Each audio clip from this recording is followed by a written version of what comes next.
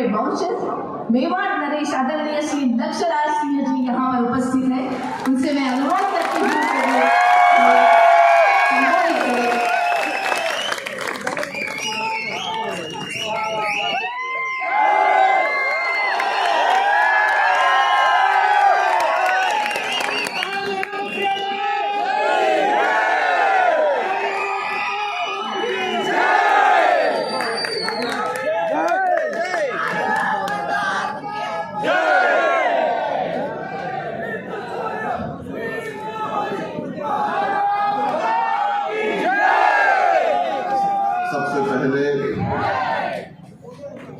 सबसे पहले मैं ये कहना चाहता हूं कि मैं अभिभूत हूं, मेवाड़ की भूमि से आया हूं। इस वीर भूमि को सबसे पहले मैं नमन करता हूं, प्रणाम।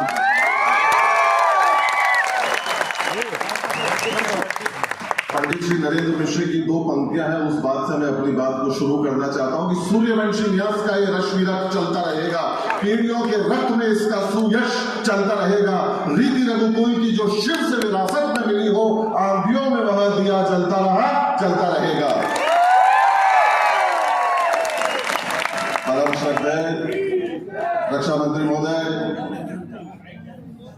महाराष्ट्र सरकार के मुख्यमंत्री, हमारे राजस्थान के राज्यपाल महोदय, परम आदरणीय रावल साहब, मंच आसीन सभी मंत्रीगण, अतिथिगण, उपस्थित यहाँ पर मेरा परिवार, मीडिया से पधारे सभी बंधु,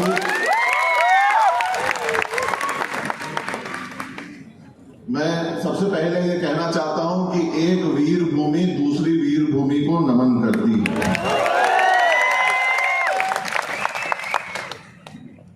आप अगर मुझसे हकीकत में अगर ये पूछे तो मुझे एक क्षण के लिए, जब से मैं यहाँ पर आपकी गोद में आया हूँ, आप लोगों से गले मिला हूँ, सुबह से जब से मेरा प्रवास चालू हुआ है, मेरे को एक क्षण के लिए ऐसा महसूस नहीं हुआ कि मैं मेवाड़ के किसी प्रांगण में नहीं हूँ। मुझे ऐसा लगता है कि मैं मेरे घर के अंदर खड़ा हूँ, सब बड़े बुजुर्गों के आशीर्वाद के साथ मैं खड़ा हूँ, बैठा हूँ, और यहाँ पर पूरा एक परिवार एक उत्सव मनाने के लिए है जो यहाँ पर उपस्थित हुआ है। इस जोश, इस उत्साह, इस जुझारूपन, इस कर्मठता को अगर आज हकीकत में अगर आप पूछें तो शब्दों के अंदर अगर पिरोने का अगर प्रयास किया जाए तो वो हो नहीं सकता। केवल इसको भावनाओं में जो है वो महसूस किया जा सकता है। और जो सम्मान दिखाया गया है आज, वो एक जहां पर जिन लोगों के रक्त के अंदर वीरता बहती हो, शूरवीरता बहती हो, मान बहता हो, सम्मान बहता हो, वो समझ सकते हैं कि एक वीर को कैसे जो है वो सम्मानित किया गया। तो इस वजह से मैं ये कहना चाहता हूं कि आज हम लोगों ने वीर शिरोमणि महाराणा प्रताप की यहाँ प्रतिमा ही नहीं लगाई है। हम लोगों ने इस चीज को, महाराष्ट्र सरकार ने पुनः एक बार ये बताया है कि वीरों का सम्मान कैसे किया जाता है। वो अगर देखना हो, सीखना हो, तब मैं इस बात को कहता हूं कि आंधी तूफानों में मेवाड़ में रुकना नहीं सीखा, लाखों नंगी तलवारों के सामने झुकना नहीं सीखा, शीश कटने के बाद भी धड़ यहां लड़ा करते हैं, मेवाड़ में कभी बिकना नहीं सीखा।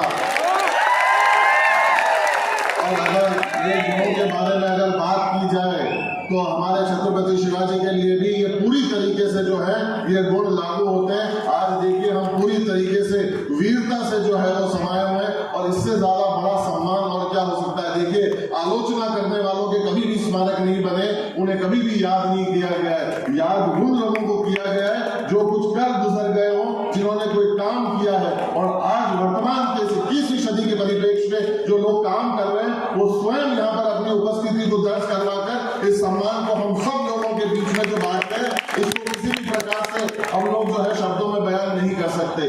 आज पिछले 10 वर्षों से देखिए, जब हम लोग आलोचना करने के लिए पीछे नहीं रहते, कड़वी बात कहने के लिए पीछे नहीं रहते, तो अच्छी बात करने के लिए भी हम लोगों को पीछे नहीं रहना चाहिए। आज मैं इस मंच के माध्यम से एक युवा होने के नाते यहाँ पर कुछ बातें जो है वो मैं जरूर कहना चाहता हूँ, क्योंकि वो अच्छी बात है और वो छाती ठोक के हम लोगों को कहनी चाहिए, क्योंकि जब कुछ अच्छा होता है तो कहना चाहिए। आज जब हम लोग हमारे बचपन के अंदर जब हम लोग बड़े हो रहे थे, जाते थे, आते थे, रेडियो सुनते थे, हम लोग खबरें पढ़ते थे, अखबार जितना बहुत भी उस समय में पढ़ते थे, समझते थे, सीखते थे, उससे हम लोगों को क्या सुनने को आता था कि आज हमारे बॉर्डर से इतनी लाशों का जो है वो पुनः आगमन जो है वो उनके गांवों के अंदर, घरों के अंदर हो रहा है। ये प्रतिदिन की जो है वो ये खबर जो है वो बनती थी, हम लोग सुनते थे। आज मैं इस बात को कहना चाहता हूं, इस वीर भूमि से, महाराष्ट्र की वीर भूमि से मैं बहुत ही जिम्मेदारी से इस बात को कह रहा हूं। देखिए, मैं आपको कभी नहीं कहूंगा कि आप ताली बजाइए, क्योंकि मैं ये मानता हूं कि ये भाव जो है और जो ये सोच अगर आप तक पहुंचेगी, क्योंकि अगर जो होती है ना वो मुर्दा लोगों में होती है, जिंदा लोगों के अंदर विनम्रता होनी चाहिए। और मुझे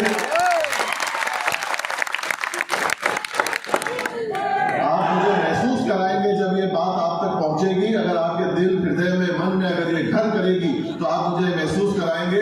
पिछले एक दशक से 10 से 11 साल के अंदर मैं एक ऐसे देश में जी रहा हूं जहां हमारे पड़ोसियों को जो है वो अपनी खाल में रहना जो है इस देश ने सिखाया है। और पिछले 10 वर्षों के अंदर हमारे पास में ये खबर नहीं आई कि हमारे लोग जो है बॉर्डर से कितने जो है वो कंधे के ऊपर उठकर आए। चंद लोग फौज में हैं जिनसे चर्चा होती है, भाई हैं, लोग हैं, बातचीत करते हैं, तो उनसे कभी कभी बात होती है, वार्ता होती है, तो पूछते हैं कि क्या परिवर्तन है, क्या आप लोग अपनी आत्मा में महसूस करते हैं कि साहब जब पहले हमारे को जब बंदूक उठानी पड़ती थी और जब निशाना दागना पड़ता था तो पूछना पड़ता था।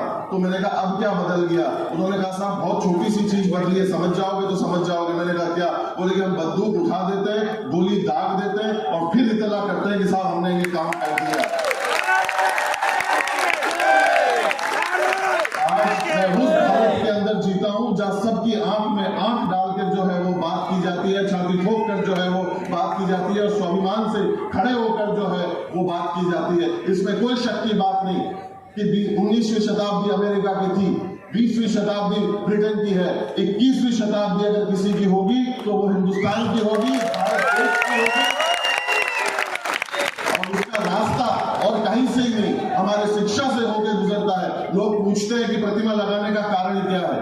आज हम लोगों को जहां जहां पर ये देखिए युवा सामने बैठे, धन्य है वो माता पिता जो अपने बच्चों को जो है यहाँ पर साथ में लेकर आए। उनको नमन करता हूं मैं कि आज इस की शिक्षा जो है आज अपनी आने वाली भावी पीढ़ी को दे रहे। भारत देश आने वाले समय का और वर्तमान में सबसे कम उम्र का देश है जो उभर कर आ रहा है। और अगर आज हम लोगों को दिशा और दशा की अगर जरूरत है तो वो और कहीं से नहीं मिलेगी, वो हमारे को हमारी शिक्षा से मिलेगी और वो हमको समझने की जरूरत है। तब मैं इस बात को कहता हूं कि सादगी थी, बंदगी थी, सरलता थी। जब फेसबुक और व्हाट्सएप में थे तब जिंदगी थी। आज आप लोग जिंदगी को पुनः जीवित कर रहे हैं, यहाँ पर इनको शिक्षित कर रहे हैं। मैं मानता हूं कि मैंने मेरे समय से ज्यादा वक्त लिया है, मैं क्षमा प्रार्थी हूं, पर मैं पुनः आप सब लोगों का जो है बहुत बहुत साधुवाद करना चाहता हूं कि मेवाड़ को जो आज आपने सम्मान दिया, मुझे यहाँ पर आमंत्रित किया, एक बेटे की तरह जो है वो आपने महसूस करवाया।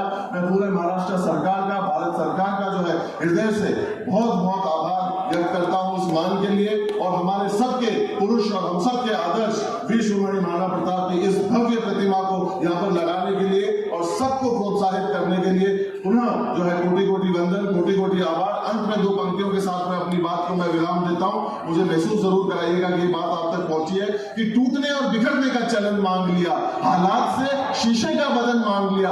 हम भी खड़े थे तकदीर के दरवाजे पर, लोग दौलत पर गिर पड़े, हमने वतन मांग लिया।